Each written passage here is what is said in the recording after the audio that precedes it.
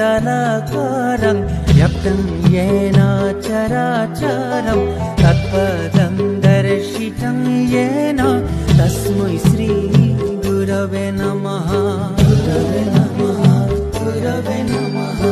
अखण्डमण्डलाकारं व्याप्तं येन चराचरं तत्पदं दर्शितं येन तस्मै श्री गुरवे नमः। गुरवे नमः, गुरवे नमः।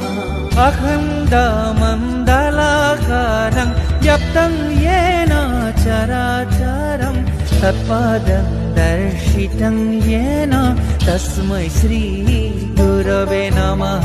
गुरवे नमः।